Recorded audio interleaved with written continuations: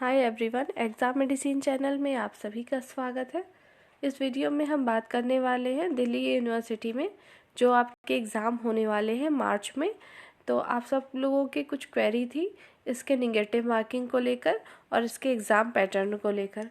देखिए स्क्रीन पे आपको जो दिख रहा है ये आपके नोटिफिकेशन है। जब आपका फॉर्म आया था तो ये नोटिफिकेशन आया हुआ था। मैंने इस नोटिफिकेशन को टेलीग्राम लिंक पर शेयर कर दिया है बहुत पहले ही। फिर भी यदि किसी ने ना देखा हो तो वहाँ से जाके देख लीजिए। देखिए इसको देखने से क्या फ़ायदे हैं कि आपको ये पता चलेगा कि आपका सिलेबस का पैटर्न क्या रहने वाला है।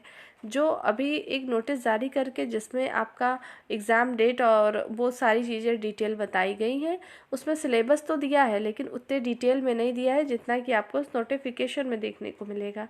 और इसमें बहुत सारे अलग अलग पद थे तो सबको अलग अलग बताना तो पॉसिबल नहीं है। इस वजह से मैंने इस पूरे नोटिफिकेशन को ही इस पर डाल दिया था ताकि आप लोग देख पाए। देखिए ये अलग अलग पोस्ट हैं, आप देखेंगे टोटल इसमें पोस्ट की संख्या 51 थी। 51 तरीके के डिपार्टमेंट के अलग अलग वैकेंसीज आई थी जिसमें आप सभी ने फॉर्म फिल किए हैं, जिसमें से सिर्फ कुछ पदों के ही अभी एग्ज़ाम की डेट आई है और उनके एग्ज़ाम हो रहे हैं। तो आप सभी लोगों के लिए जो भी आए हैं अभी वो भी मैं नोटिस फिर से दिखा देती हूँ। उसमें आप देखेंगे तो आपको साइंस का वेटेज ज़्यादा है, बाकी जीके जीएस करंट अफेयर ये तो आपको पढ़ना ही पढ़ना होता है। लेकिन कुछ आपके पोस्ट ऐसे हैं जिसमें आपको 2 पेपर देने हैं, डिस्क्रिप्टिव देना है बाद में और पहले आपके एमसीक्यू होंगे। जो सीबीटी मोड में जो आपके एमसीक्यू टेस्ट होने वाले हैं उसमें आपको लैंग्वेज सेलेक्ट करना पड़ेगा, आप हिंदी में देना चाहते हो या इंग्लिश में।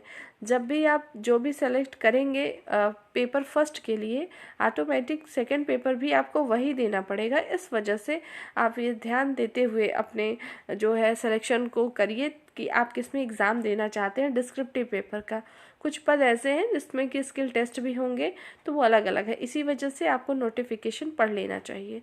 मैं दिखाती हूँ आपको निगेटिव मार्किंग को लेकर। देखिए निगेटिव मार्किंग है आपके एग्ज़ाम में और इसकी ख़ास बात ये है एग्ज़ाम की कि इसमें कैटेगरी वाइज क्वालिफाई करना है और अलग अलग सेपरेटली करना है। इसका मतलब सेपरेट का मतलब क्या होता है समझ लीजिए। जहाँ पर भी आपको दिखा होगा कि इंग्लिश हिंदी मैथ अलग अलग, सपोज़ करिए जैसे आप बैंकिंग का पेपर देते हैं तो वहाँ पर ये चीज़ होती है कि ओवरऑल परसेंटेज आपका 40% आया वो अलग मैटर है, लेकिन पर्टिकुलर सब्जेक्ट में भी आपको क्वालिफाई करना पड़ेगा। तो सब में एक एवरेज से पास होंगे आप। इस वजह से चीज़ों को और ध्यान से देखिएगा और अच्छे से एग्ज़ाम दीजिए। मैं आपको उसी नोटिस की तरफ ले चलती हूँ जहाँ पर इसमें बहुत मेंशन है। ये पेज जो इन्होंने दे रखे हैं काफ़ी बड़ा है तो आप लोग इसको अपने से खुद से व्यूज़ कर लीजिएगा और जिन्हें मेन साइट पर मिल जाए तो अच्छी बात है, यदि ना मिलेगा तो मैंने उस पर टेलीग्राम पे दिया है, ये वहाँ से भी देख सकते हैं आप। इस प्रकार से देखिए, इसमें देखिए लिखा है कंपोनेंट्स ऑफ रिटन टेस्ट और इसके जितने भी एग्ज़ाम हो रहे हैं सब एक क्वेश्चन 2 नंबर के हैं, ठीक है। और निगेटिव मार्किंग भी है, उसको भी मैं दिखा देती हूँ। और प्रत्येक जितने भी पद हैं सब में यही क्राइटेरिया है कि भले ही क्वेश्चन का क्या है क्वेश्चन कम आ रहे हों लेकिन आपके जो नंबर दिए जाएंगे प्रत्येक प्रश्न के लिए 2 नंबर ही मिलेंगे आपको। और सब में देखिए जनरल साइंस और जनरल अवेयरनेस, मैथमेटिक्स और आपका रीजनिंग के क्वेश्चन होंगे। टेस्ट लैंग्वेज टेस्ट में 2 होता है, या तो हिंदी या तो इंग्लिश, दोनों में ग्रामर ही पूछी जाएगी, कोई आप एक कर सकते हो, ठीक है। देखिए अब ये जैसे स्किल टेस्ट दिया हुआ है तो ये कोई अलग पद होगा जिसके लिए स्किल टेस्ट है, तो हर एक पद के लिए स्किल टेस्ट नहीं है। आपने जिस चीज़ के लिए भरा है और आपका एग्ज़ाम उसमें है या नहीं वो चीज़ आप देखेंगे तब आपको समझ में आएगी चीज़ें, ठीक है। अब आप देखिए ये जो नीचे है ये scheme of examination of direct recruitment. अब इतनी ज़्यादा पोस्ट है, ये पोस्ट कोड लिखे हुए हैं, आप अपने पोस्ट कोड को मैच करा लीजिएगा कि कौन सा आपका पोस्ट कोड है। यदि आप इस सब में से किसी में भी अप्लाई किए होंगे तो आपको ये पैटर्न फॉलो करना पड़ेगा एग्ज़ाम का। जैसा कि आप स्क्रीन पे देख पा रहे होंगे कि आपको पहले 2 घंटे आपको मिलेंगे। एमसीक्यू होगा आपका टेस्ट, पहले ऑब्जेक्टिव जो कि 150 प्रश्न आएंगे लेकिन 300 नंबर के होंगे। उसके बाद आपको आधे घंटे 1.5 आवर का टाइम मिलेगा जिसमें आपको फिर से आपको डिस्क्रिप्टिव पेपर देना होगा ठीक है। ये 3 घंटे में डिस्क्रिप्टिव पेपर है जो कि 200 नंबर का होगा। उसके बाद स्किल टेस्ट है। तो ये सभी जितने दिए हैं, ये जो ऊपर आपको पोस्ट दिख रहे हैं, ये सबके लिए है। जब आप नोटिफिकेशन पढ़ेंगे तो आपको खुद ही पता चल जाएगा कि आपका क्या होने वाला है एग्ज़ाम में। ठीक।